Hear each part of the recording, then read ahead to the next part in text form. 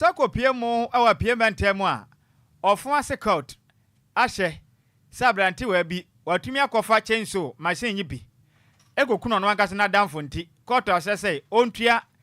3,400 cedis. Enfama krache ne we nyade ba kodem abosom ne nsia. Na chino hwe ade a wapie ho. Asya na shapomudi ho nsam so wo manga na e de abetudwa echemu se omampani atwa 6 month allowance e de ama eye nursing trainees be 120,000. Ade shamu wa santema tenem akasa titi mo mofa eye santanse kwan so. Wa mo kiremu akwan ne nyu. Asa kurante ma adwadie nkoso. To mo sere aban ye bibi fafa ho. Small scale miners bo eye omo hemra sobo sanso anamanyofo sanso mo ne na wo musunti na pobo ye de jenkrofo sanso na ya de ye wo ewo bia ye omutu efom agudi. Asamra memesomo manga na mo agemere ne sentwerefo akase kiremu se Ghana mampeni John Dramani Mahama wa ya de pa fi se oba yi wa ma ho kwan ebene asrema maku biada bosumi duwa allowance obenya ne 1,300 dia o mampeni wa ya de nyame hira opi. Governor Edema Bank of Ghana ede abetudwa echemu se dollar no enya de mamra kwan bia so se wo se mumfa entwi ade anasa gene se obi atowade na otwi a ehun hia se obeje dollar no. Ensam no pina ka ho na yade beso mo se agye mensem kasebo ewo DLFM 106.9 na ye ka mo se singles and couples dinner night baso na we bisam se dwumade ewe no ase anything ni nyane se DJ na afenso event Adam eri dwumade bi sonko ba sa singles and couples dinner night no ye kotena ba bia adwodwe ye ho kama ene ye make se watumi awade mfie pi ni wumpie da krache enya de paw wonso umpra twem umpie da krache wopo adwuma de bia da wo hyeda mu sa nya de beboa de mobode ya na dwumade ewe no tumi ekobi pam no bi sam se dwumade no etodwa da ben ni nyane se betodwa e wo sana abosom de dikan ne da etosimienu mekire August 1st ene August 2nd 2025 dwumade ewe no ebetodwa na mo a mu ya sujafo no mode no etodwa wo 1st August wa ware nso a 2nd August anasa do mpona anasa onkanchema na ekwa 2nd August ticket no ebi odi DLFM fia no mu uba wo nse beka bi ene visu memia pie ho no mebodi ndi akere okwa ticket na wo nse betumi aka bi wo ya sanga onkwa na okwa 150 Ghana cedis pe wa wade a ana ono obi na ekwa 300 cedis ubenya aduane ade ubenya anomde drinks anom odwumade we ya san fa de be konkan ayimtofo pi na epa make sense wani baje pay free say live band be koso na wa be hu say yes dwumade we no yenkwanya okra draw be koso dwumade na senti draw no wa be di mu kura ba no ade akopie wo East Legon eye bia ya mba maden a eye massage center ni ya ba de nsa fefa ho sama body no atenetere kama pa etumiti amam dwumade be todwa e wo the Days restaurant e wo East Legon ti mesra wa da dwumade we nyi ho fan free mu kura from penifo amatrufo esi na ji tekete na dwumade we nyina anyeko enkwaji ani 0595 313013 ana 0245 728705 ana 0508 805100. Open super pa be jama so bia to agusu dia na ye Lumba super esan say ye super pa ye e de mani peduano na impenifo apeshenkeni onim tricycle aniki e twinto ye shenkeni a mamode ana frem penifo e wo 0555 274 757 ana 0577 475 343. Madam Abanyamiche epiemu e wo dansuma ne nimpotem wo adjacent Lumba sport ya P2 lane. Freno e wo 0557 349 401 0557 349 401. Mama Vic e wo Franco Sport oben e ye washing bay no. Freno e wo 0500 680 783 0500 680 783. Bra Kwame e wo da command circle station oben adom choba no. Freno e wo 0244 094 793 0244 094 793. Madam Edith Kusi ewo Dowenyo Opsi Central University Freno ewo 0246 601 004 and 0266 400 215. Sanso na ye ka mo se DL College Association One yankabom kwa watai DLFM yedwumadi akire ya papa da de Lumba Charles Kwadwo fosu dwumadi nyina akire fa nyamoto na bio ni radio station dia da so DLFM 106.9 kabom kwa tachi in fact emu ode pam na wano moto nsa de afraga na ni bia wutie miawiai ekone bi wa monone ene bi nso ewo manyimu a ubiara wo kondo na kwanya ba omabia mu prom de ato wonte mesra wa dan yi hu fa firim kura mu kire me kuro no emu ode pa se bia no manam fremprefa homatrufo eso e na jemu kire mu 0538 865 395 0538 865 393 bamodi afrem penifo na jemu kire mu bia na kuro no yesa ya homra ne sei yemfa odonti bla na nyina yemfa odo na yemfa mo odom akenkafo yesa nkondwa ebeso mawie no edi ameje so eye wowofa Nhyiraba Kwadwo Sammy B mene Adwoa Agyei Sikapa ana mrane ene Dum Solevi ya da ya ho ya ba ya de kasebro nchiri mankasa ebeso mo DL News.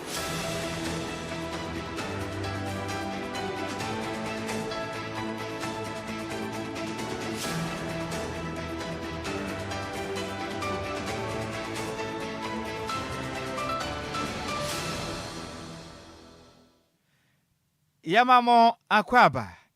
afitu mekane shia yen ewo Facebook no so a na ye DLFM 106.9 na yemfa kasebo no enchiremu emfa ensomo Ghana mampeni John Dramani Mahama ede abasobo ede ama ohene papo no ene woda mamprugu krona no ewo tifede matemu na yiri Ghana mampeni chirim sei ohene ama ne ho kwan mamekese no Asante hene otumufo ose tutu a otosumienu basabasa ya hodo ekoso ewo boko ne mpotem ewo tifede bantam no ohene ama ne ho kwan ma wahye ase ene asante hene esinkunwa eboa mamentemo ase hodo ekoso boko ne mpotem no wanom etime apa eho pomasibre na Ghana mampeni John Dramani Mahama ede said to dwamra endada na ohene kopie mu Jubilee House o mampeni atenaye ono ne di nkoma na Ghana mampeni chirim say in fact na ya de apa efiri say enyo obi ampo na baba ne ho kwan say basabasa yi bi koso mentem ho ase baba mode ama ne ho kwan na asante hene ene na esenkunwa boa na mentem ho ase ekoso no eso etimi etwa Ghana mampeni John Dramani Mahama kasa mu ene wo chirim say in fact oho ahodo a ekoso boko ene mpatam no nyame ne mu kure ni ene abonsematiko eha o manyi pa efiri say sabe Baku kuro no de ba de kura na wemu na hinse ba kope de bia da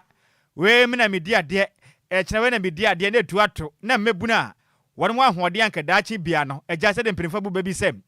mprinfo to fonfo akwhye mebunu die mu ema enkokra beko na azumebu na wo mbeba dwumade na ntokwanti na yekum wonom Ghana mampeni chim se ba ne se ya na o man daachi beto asanim o mampeni a chirem sem enam basabasa ye endementime ho ase ne ntokwa ekoso bokuntie ne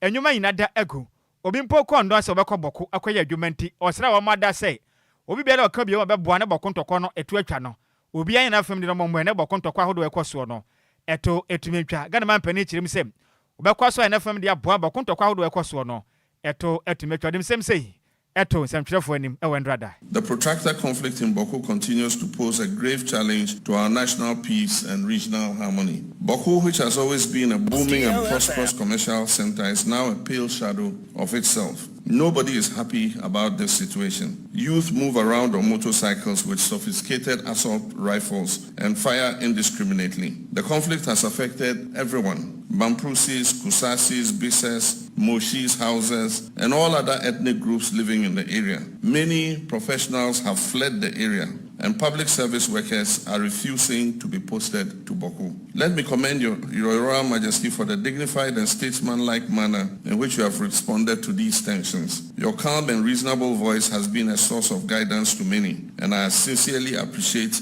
your commitment to peace.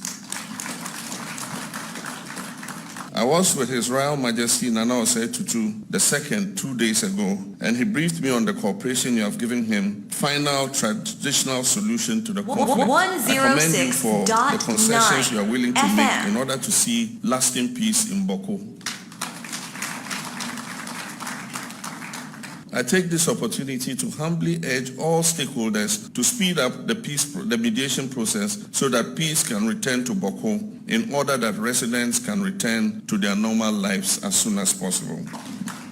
The government remains resolute in restoring lasting peace and stability in Boko. This includes enhancing the security presence, support for conflict resolution mechanisms, and deeper dialogue with all traditional, religious, and civic stakeholders. We believe that peace in Boko is a matter of national importance and that it requires our collective resolve so that justice will prevail and that we will resolve our issues by dialogue. Any awoti ye a Ghana mampeni John Dramani Mahama.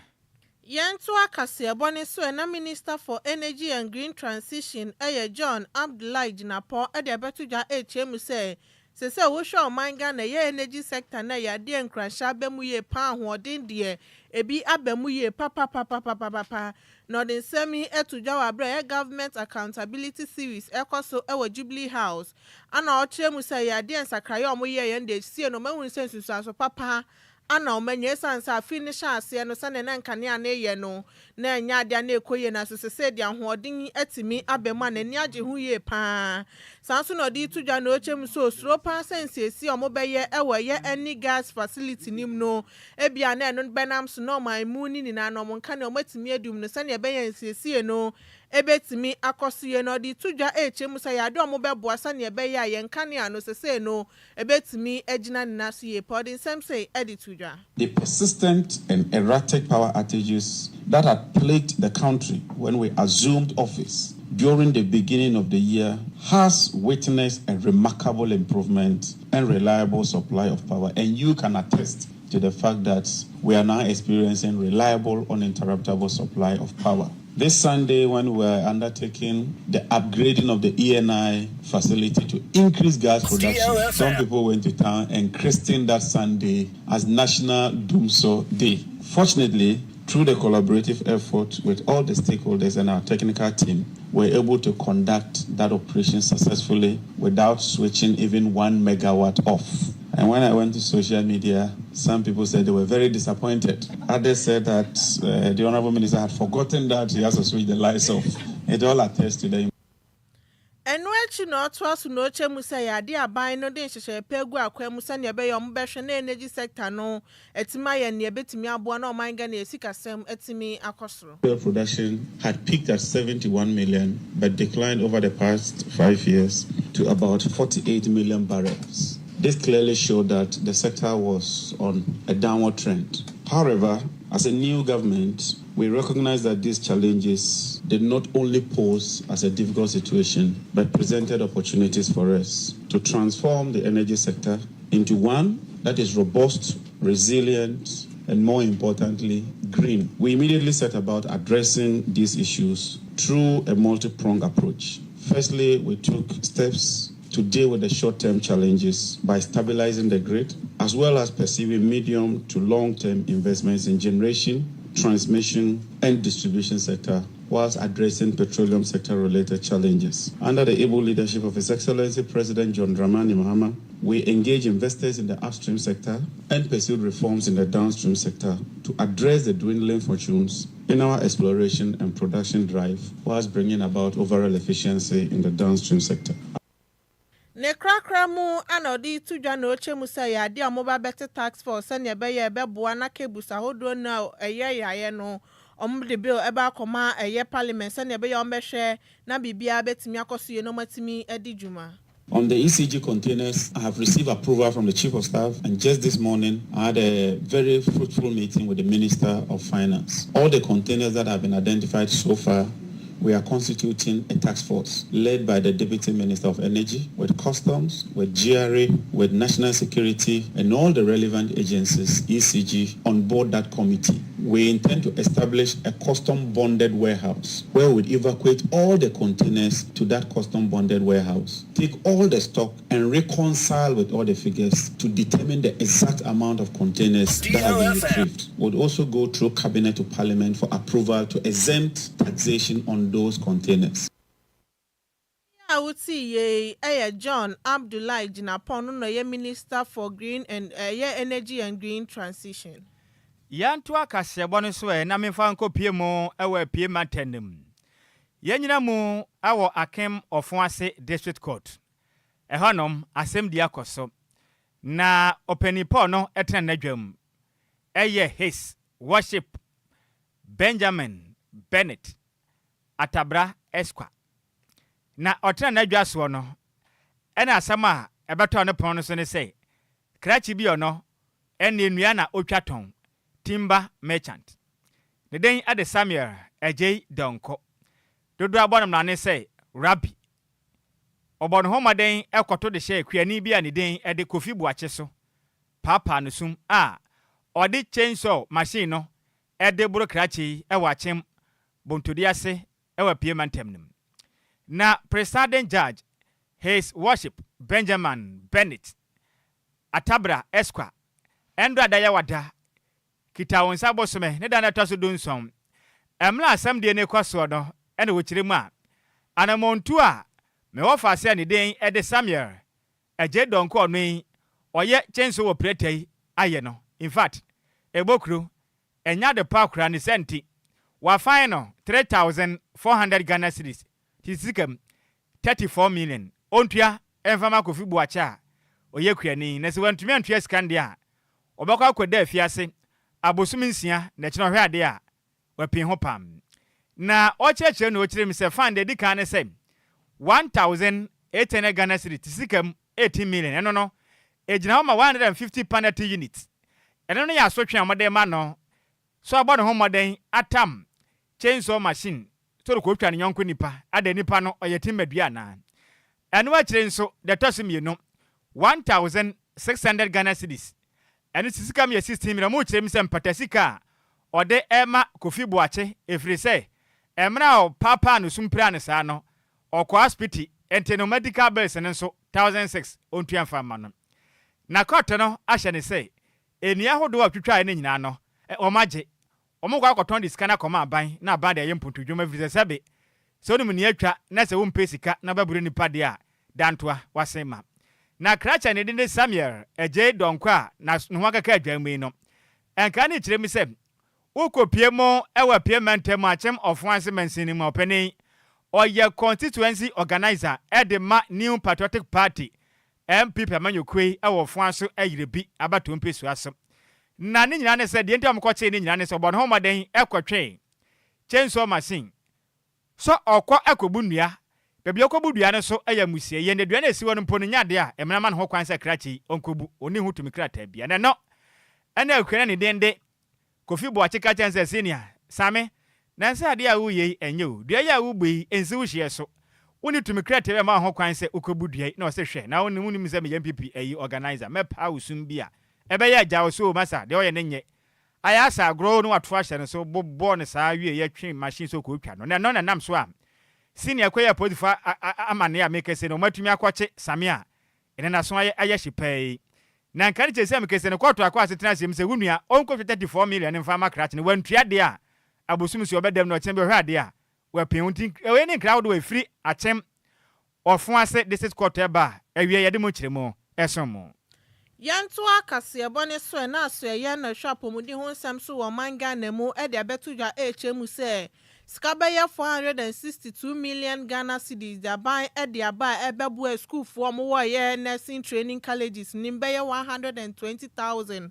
na mu chema sika yi e allowance e de ma wom e ye bosumi insia eno no ka aban ne hyehye yo mo hyehye ye so mbebu school for mo nursing training colleges nim sane ebe yo mbetimi asuade na abro mo ne nsamtwofo etwetwe nkomo no mudi tudwa na mu chem se eyade o mampani John Dramani Mahama odi ne bohye so ye papa esan so hye bo so obebua eye school fo yi sane ebe yo mo so betimi asuade no mo ye die ho nsam so no etimi akoye no mo ye we ni na sane ebe ye behye mu kinana adesua na omusuanda achi bi nso no omuso etimi ede aboa nipa na eye ne mo mu hia ni na no aban etimi aya ma wom we na soye no edi tudwa na mu twem so mampani John Dramani Mahama wa ya de ye papa esan so bia ni ho a odi ne bohye so san so watimi edi ne bohye so edi ama nurse fo yi dia na chesase da piesie enkomo mampani John Dramani Mahama no omo di tudwa echem so ye o ma ho fama pa so mbehwe se ne be ya niema hu hia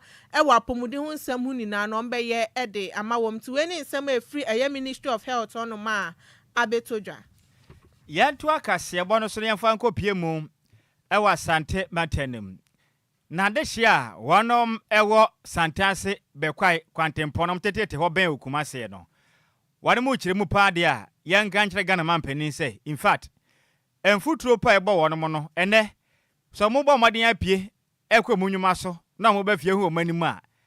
aiso bro ni fitam lado omanim nyina ya powder nkwa ni nyina da eye mfuturo ni senti ekwan ne nye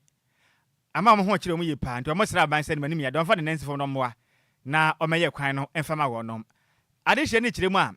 emfie pini na wonom abodawudo akasa aka na so nya de Ghana mpenifo awodo ababiada etie wonom ade hye ni kire mu a santase eye bekwai kwantempo no ekọrọ na bato no se de ayye ni in fact ama ma setrem aye den pa ekwan futu ndom nam so no wa hwe bedu baabi mponyarewa ene betete wonom kram emra de ye kasebo eje mre ene ade hye twetwe nkom no mu kire mu sem edu baabi a enam se de futu na aye nti nimpa pi ekon no so mbekompotem wonom akwakodidwa ene obi o store a wote ho eni asese bi obi a wangasa wunimbra wopo obi ansi ho efiri se sebe okoba bia kwodi dwa kwato ade na abakoba ba fie na hu nyina mfuturo de adede na meje wonom nko ade hye kirem sem ekwan no nso se de aye nti ka kwa kafre kadwo ne senti amashankafo ne pina mfa kwan no so fa on wokase obi nkwa okra on pese obekọ eba ne sa na matete ne ahokire pa ena weku wonom nti omodi dwaro maboka ene du ba bi mpo mu kirem se nam se ekwan ne yenti sika na 10 Ghana na mutua 20 eba ne sa na ahokire ne konkan nti omonsira Ghana ban sem said ye kwei abaya nsode woka na kwantempono wanko siesie be ha adwen pam wode mo san sa kire mu se abonada ne ba na adwen se nko wo ye kwan nanso contractor no abanse san ba ye pe wajai edomo sira ban se man ho mode no nya bibi mfa wona kwan na ase ne sa abaya nya bedu baabi no o ma setrem be ye den pa mo de sem sei eto de ye kase bo anim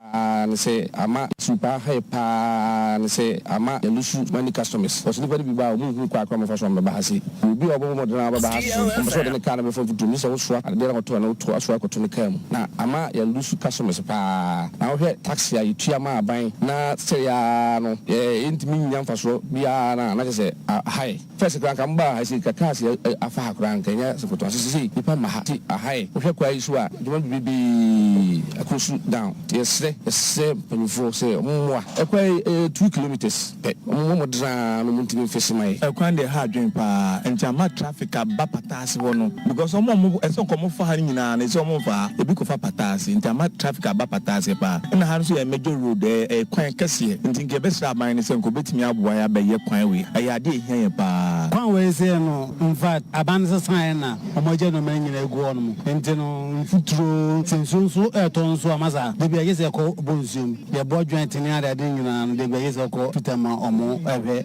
SVC element enti sa bana wa bano bonto de abanda da no eye no so ekwan situation de ya brain and say ama business a slow down ama nipa raha no aya hometi ti bi kwa emba nti sisi no say yesa so extended to the point say ye deliveries no say no nia so abaye extra cost a ka business ho ye toso mi no so environmental hazard na e de ba no e futuro no e ha adwene ti bi okra ni asa so contract ensuo fo no aba pitipiti ensuo agukwan no so and also it comes with financial burdens ese utwa nipa kronika by stress nki be hu improvement kakra ama etimi use kwan no Enquiries from Santa Fe about the Baba Corner about I think say 2 kilometers near sure but when say kwana da holiday any traffic prone biasa na traffic biasa da nisusa major group o kumasi agidi pa de nyame na de nyame finfin na Enquiry connect 2 regions central region and western region Enquiry na moja Enquiry Adwoa say bio ya really dust be 3 years am njo bia ho a eso mba ba ji kemi fo ba ji sika wa ha na stay na no Enquiry bia mba so say be Enquiry no obede as obi yinani as en fo obi ho omo ye se ka omo be ye kwan sa stretch from Santas roundabout to Bekwa roundabout na very unfortunate omo ntimi anwie na high end residents na ejumai fo a ye stretch is super high any pa ntwamu ha na ka be active na wo environment na dia na asɛn cars ntwamu futuro sa ma ye dwuma nyina akofom ye be stress aban foforo na waba ye sra wo mo ntwa o mani ma hwɛ de nyame na omo nya bibi mfa ho eni a woti ye aya dehia wanomgo asante bekwai santase ewa sante bante na mu kire mu say in fact in futuro ku na ban ama wanom egu emu kire mu ene yade asumwe Yantua Kasiabone so na Ghana National Association of Small Scale Miners bosobuo HM say National Security Services ni bi sanso na manyofo no yade a omoye omayaya de sanso na bi bom apo agye nkrofo nsema de sanso aneba infidi omudidi dwuma ne so yade omo jejejeje esanse omudi ato omani so say omokun de ati galamse no na press conference ase na ekoni di tudwa na omuchemu se niema ekoso ne de enye kresan se eba omo license ne omo ni license na aso mu ni na omaye omo pe esa entwaye we na Abdul Razak Al Hassan ona ye communication officer edema ekuo ne edi tudwa na ochemu se ne ekoso ne de ha dwinye papa na enye fom agudi etu no kwa anomo se no na emoma ye fa hudi omo wone so no mo se no sanso ana ye ko omo ku eta katahye ne proye ne so aso mo bre na se esanse adenti no mo de omo famra kwa so na emoma mo ha wom esanse obi ade ope agi nti no ba ya no aba bebo wapo no wagi nsem sika na oye wa ya de brakita licenses ha dwinye pa eba ne sa ekuo ne nsusu no muntimi mfo obi adwumem esanse ya de na omo bu asa ne ebe ye obi abetimi ensa etimi akwana no na so ye say dia na cheso madwuma no ana wugu no esanso esika omunya edema oman ne nsusu na wo bre na sintu aban emomode na onye bibi emfa ho ye wona bebre ekoso emwa wo hwe police harassment ene wo hwe security agencies no kwan yo faso ene ye di dwuma no emwa for some time now who said national security and anti sites harassing lances small scale miners who na party for almost former task forces who 106.9 FM Ministry of Lands and Natural Resources almost former task force from Naimus as at now with the industry no ye nim legitimate ones until we press conference here is to draw the attention of government and for no more say we need to coordinate yenema bibra ekoso bebre oho umukuta omulances bikra ye ko efie mu ekosisi machines we don't even know where these things are coming from and a legitimate small scale miners so bebre wo omu sites this parallel national security for yenim whether omu real national security for and also omu nye real we don't know omu timi ko site no mu harase prepare ye miners bubu omu for mu machines gigiska sikagia no dos until ama fight no yenhunu direction and a last small scale miners so musu kuta omu krata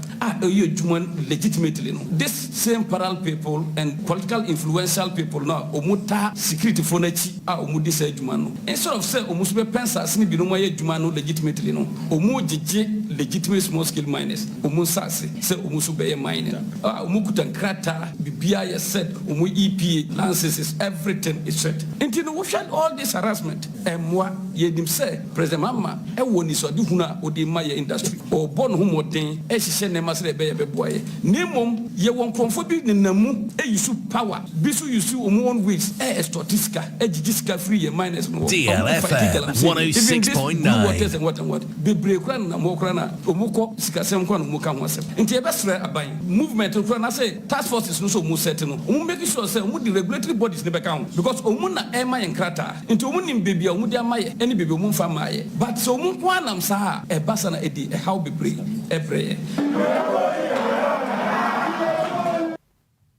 Eniya wuti ye Abdul Razak Al Hassan on a communication officer at the Ghana National Association of Small Scale Miners. Yantua Kasiabone so ye nyina mo e won krapopure matemo na nansan ana beto dwa echirimu a Ghana mampeni John Dramani Mahama amakwan emosofo no ana wo hwe Omagana sikasem so Dr. Kessel Atoba Forsen etimi Agyei Sika 25 million Ghana cedis say or de kwa akɔboa ma assembly se wo man Ghana mu nyina no o man yesika de abom ho bra na boa menkurase ene mensini mpunto etimi akoso na efitimra osoafo hwe o man Ghana sika asem so Agyei Sika mu se ne enko metropolitan municipal and office district assemblies no edigisem pa na ba o man yimu in fact asem members no so hye o mo boy say ene o mo so benya sika de go mbotum afisa allowance bi ba emu odesa no manam nense beto dwa pe na de ye kasebo etisi asant eye nkrabo prematem ene asem members no bi twetwe nkomo na ebisa mo say asem members yi maya nente ye say Ghana man pani John Dramani Mahama edi sika hodo edi abre assemblies ni nyina say monye na momfa mo amampunto enkwanso wo manyimo na mensini no emfa ntoma pa emfemfura na die mo da ne say monso so amoye small honables no asem members ne so omampani say bosum bia du a mo benya allowance no 1300 cedis di sikam 13 million de ahomata so na monso manya pi na mo de agba kwa homa ana mo kire mi say oh die kasebo enkomo we de mo de yada baase abanya de pam wade mo kire mu a de abaye eye naso ko betumi ayema na bro safely say adwumade a mo bɔ no omo ye adwuma krasen MPs ende du ba bia Ghana no wa bɔ adwumaden na wo so mo mai no na ye utotwene tene de ha adwen pam na bisa mo se na mo de pote pa na mo ye ante mo ye adwuma esene senior honorable su na mo kire mu say Sammy nya abotre yetumi bɔ maden ha etumi organize clean up exercise yetumi siesie mpotem ne mense ahodo ni nyina ye ne na ye se adwuma ni nyina ene wachi wa mu kire mu a street bobs ahodo no saban de bana se hia o manka se botom sika no mode ye o mo kana assembly nya bi o manka se botom sika no mode siesie ni nyina ka ho o mo san so kwa yie amanfo se o mayie pa obi wa be kwa wade mpo a wedding wo mbe mo ayi nkrata mo mra bi no makwa isika bafu de ama wonom ni nyina ya adwuma mo ye wa mo kire mu a Ghana man pani de wa ye no ayade e so o mani na mom wo mo sra wo mada onye mana mo so service asem members na mo bra pam ebinim za ka se kire mi sem wohwema gimedi o mudie ne 1300 Ghana cedis na eye nanso aban de adrei de mama na ye bi kan visa bra mo bre na adwumade o mo bɔ no sa wo hye o mafunu mu a wo be ye adwuma asensa wo de nsem sei eto do ye kasebo enim eni age sese bi anya hwe kura no papa no akai yense yenso ye dwumaden ema oman no ana ye ka ho bi enti no se ene yate ne se omampeni atwa sikapodu ato ho ama assembly members ayi nyina ye ogide wa wohyiemu se papa oye no krefo ye ginudi oman ni nyina agina atumu na ye nyina ye hwe enim se ebeba abedu ma ye nyina ye ni age ensi amene wo kase se wo hwe menuano ma ene omaba office ya wo hwe mo appearance crash should be able to tell you say in fact the be ekoso e be so ya sen ama yetumi aye more ura important aye electoral areas no obo say hon nyina aye fe e won so aye kama una manajo a first bi ankanya sa una manajo aye bobe 10 11 a untumi mpie kra esan say esum wo ho na esum so wo ho a akronfo o metata o nti I believe say scale abayi e be so ya sen ama yetumi ama ye important nyina ashren e ma be ye kra be hwe to be honest issue assembly members no ejuma e die so ye ejuma kitiwa obi kra be kan say assembly members no ejuma mo ye no ebu members of parliament because obi wu assembly members ye frɛ member of parliament say every week wedding ye ninya assembly members and tiskano eyemo but ebesre say government ebes transit na wa hwɛ say sika no odi maye no pese yesu ye mfan ye bibi na ye mfan kaini say time amuba no sisi no moaye ama assembly no assembly so anyamfo so nti de bi on be kan but we dey ye hand to mouth the emboa but ye change other face assembly ni hihye no eye bibia so long bureaucratic upese we ye gata crapo umpontema ese trauma MC now they are call MCD ho na call fifa all the channels all the say warrant na there something that is supposed to be done within a twinkling of an eye no it can take a month or two but with this money no say gata be able and I say ye pay any slap or gata be so and I say pipe a pipe ya Ghana water or Lumba there's a loose contact just street lights a buying in the sikabe fixes street lights now so say street light no co-offer it is incumbent on the assembly members say so wanga sa won fix it so all this money yeah until we na urban it's coming to cushion us so that sikas kakra yenya wo ye dwuma mu no we will not be using it for the community because everybody is depending on the assembly members to do that and I think that it's going to go a long way to do to rapid development and to solve rapid problems within our communities. Any awoti asem members omo man Ghana mu kire mu say in fact Ghana man pani John Dramani Mahama sika o msa beka na bosum bia de ye enti nyame nkire opa e mu nkire mu ene ye de asumui ye nyina we so e na yanken ka madwene nkire amode abesum ye ne bi emfa emamo na we Efrey Richard ahwe ene wo kire mi say omanya ha na Alhaji Twasunte Nhyiraba Kwadwo Sammy bi ne Adwoa Agyei Sikapa dumso levi mu bo adwuma pa nyame nkire mo pa na kasebo no enam DJ Ghana mfide ni so na DLFM anes e wo betri station e honom na agdehye ni nyinada etie kasebo no e wo betri ye da senior we su free master plan junior kentampo no sis kasebo ni mu de pa no hwe live e de free kentampo de aka no me da se emfa bright eye adubofo aha na o kire mi se asem o adubofo asem de ayasem unua na wakofa chainsaw machine okukum nipa Daniel Coleman ena wa se wo hwe live e de free ahafu Kenya se Number 2, Jeluku, no se kase boni mu de pa ya da se efo tontom GH and I say big ups or say in fact ye badwumaden yi pa no hwe live e de free amanase yenso ya da se nana akuamoa boaten o se kase boni mu de aka ne de medase emfansi hwam ohene nana mensa jebi and I say oh my good afternoon or say fantastic news by all standards or say ye badwumaden ti yenkoso anyere ye ho no tayachi Kofi Parliament ono so echire mu a obisa Ghana man pani say Unibank and afenso GN Bank no me wo fa to pa kwasu num ne bank na ego no abade bada ben and afenso UT Bank o chire mu a ebe wo mebu na nyadwuma ye nti Ghana man pani ba bia sa bank ne wono kofa bra no mu hia ma mebu na nyadwuma ye wo fa se baba mahama obo ase ono so de ne dia ba wa ha no ma kaka kana adwen ameda se zigibi se kasebona ya munhia mumamode na munhia ne kasebona mu ode pam sanso na mateda amponsan se dia news number 1 yenso ya da se Richard Manu say good afternoon o se oda yasne dwumade an ye bo yenkoso anyere ye ho porta ya chi sanso na me wafa se senior man Charles mante US man tenso no say pan wo hwei wunya fa kra na aya na ye si wanya hwe kra enti mo small honorable so no assembly members no Mona John Ghana man penny John Dramani Mahama se fi se wa ya de fi se na munni bi kura na we pan no wanya half a yes ne se wanya bie enti mu no man penny ase senior no ano no meda se pa senior man Charles man te US montre so ya mi nhyira opi si wadwane ya wia we na woni Donald Trump mutie kase bon ya mu nhyia mo pam sika kase bon se ya wia ne sa amen ka kire senior man Charles man te se ya chia no wate aha enti DJ boy na the asoma for DJ Afiba the international dia ba no ye mo soma Ghana fo hu de be pifia na we happy birthday ekwa dia ma headmistress na achechira for na school for nyina chire mo do papa madam o moda was pa wo leadership qualities a wada na die wunyansa wo wisdom na fi ho fama a wode boa ma ho masua ekoso wo mo chire mu sei wabo ho moden aboa e ma chechira ye de pa nti o moda was papa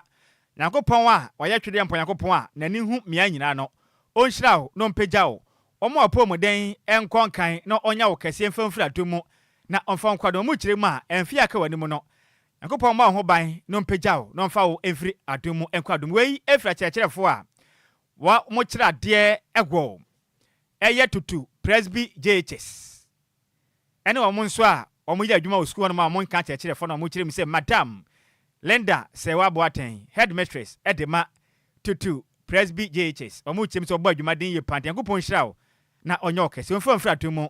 na onfa nkwado mefiso manya ho a enkoma bragu pam nyame hyirawo pi madam we so ekọ ediamam Mrs Equia Sewa Brobe omu chiremu a we Efrim wankasa o husband Ernest Ado oso ada pa dodo afra said doorbell. In fact, oye adwuma wo free zone e wotema. O say said your dog wo no. Na wani medua na wani pedua said ye wanya no ho abotre. Na nam odo kwan so ne Yankopon hyira pa ma hofe. Mrs Equia Sewa Brobe ene. Yankopon mo a woda na nya sonko no mpagya wo efri adomu enkwadum. So happy birthday. Go see you, Mrs Equia Sewa Brobe.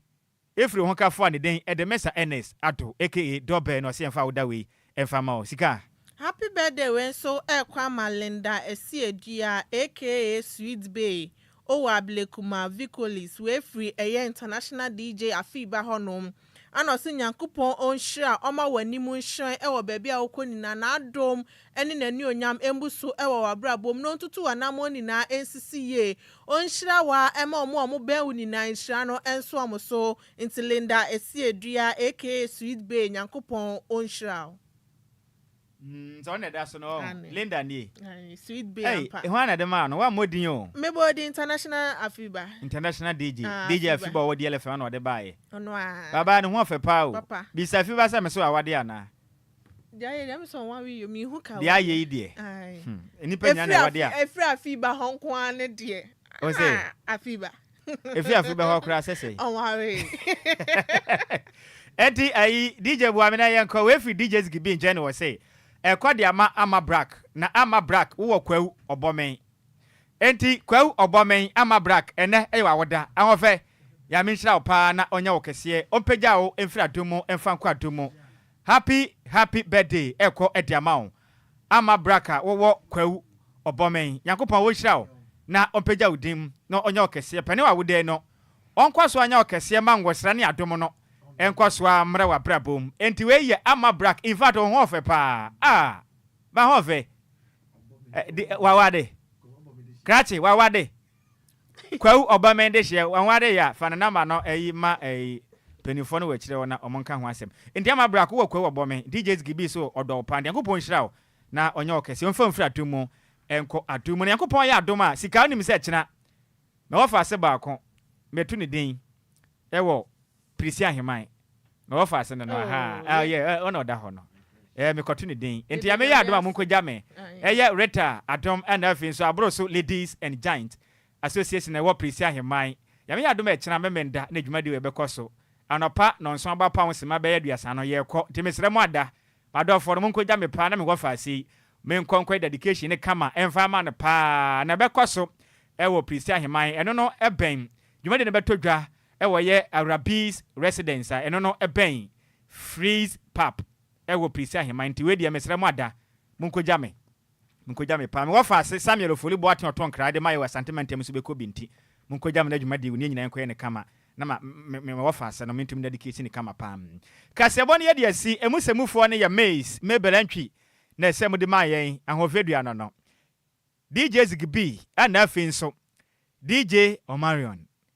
joint operation de kopie mu YouTube and Facebook no makasebo no wenya bi ehweye zigibi ko so gire mu echinchima fide ni fruma de mayen senior technician on duty akenkanfo a ye hwene tia sentem awie ye sinkunwa beso me no edi amaje so ye wo fa Nhyiraba Kwadwo Sammy bi ma hoteden ene ye hu so mpomi a me free takwade Kwadwo krom twabe wodi hye konkron eneme me wo fa ase ba Adwoa Agyei Sikapa ana hoteden ene Dumso Levi ye kwe hwa na eba na Adwoa Silky one hwan sexy jena na afi kwame efu aba ene da ben ene efiada enti wanya yi anya wo na abeye mesra wo tena se boko na nwom ne ye mbom firifie hanom eduane mom ne ye nya bi mfa ma wo fie ha no aduane na tena se na ye mbom nwom ne firi ha esu no so usu a ye bechi udedua watomra ensu kwame efu madwuma ene afi sexy adwuma na betra dwam no wajeje wo muso no masusudin aboa ma yi na konkan nte ne wunum na usu a waso be ye hye radio no wana aye den wana otoy na Adwoa sick na pamfo tena se enye den enye wo dia bi wo de onsa kan be ye oden ye bechi udedua betwe waso pam na Adwoa pamna ne fama na mayenko achire mu hima enfifi mu hima enkacha hima radio mu yasanto Michael Jackson papa no enti ye kwei ono na obetena se no somsom pa yema munyina mu enitia adehye Midimafo, Pokwase Maira Accra. Midimafo, Pokwase Maira Accra.